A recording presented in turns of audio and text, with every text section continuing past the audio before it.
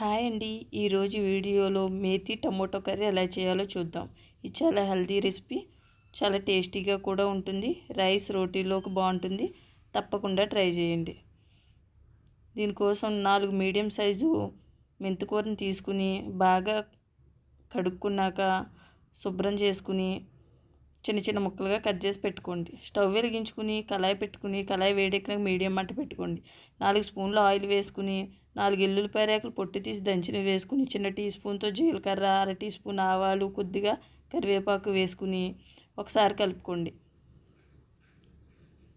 3 పచ్చిమిర్చి చిన్న సైజు ఉల్లిపాయ చిన్న చిన్న ముక్కలుగా కట్ చేసి వేసుకుని ఒకసారి కలుపుకున్నాక ఇవి కొంచెం మగ్గినాక సరిపడా సాల్ట్ వేసుకుని ఒకసారి కలుపుకోండి.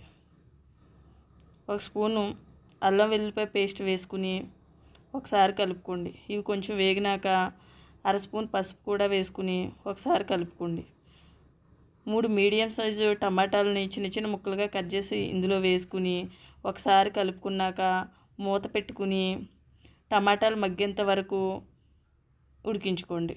ఇలా టమాటాలు మగ్గినాక ముందుగా కట్ చేసి పెట్టుకున్న మెంతికూరని ఇందులో వేసుకుని కలపండి.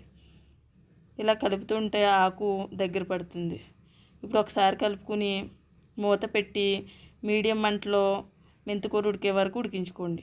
ఇలా ఉడికినాక చిన్న టీ స్పూన్తో 2 స్పూన్ల కారం, ధనియాల పొడి వేసుకుని ఒకసారి కలుపుకుని మూత పెట్టి మంటను పూర్తిగా సిమ్లో పెట్టేసి మగ్గించుకోండి.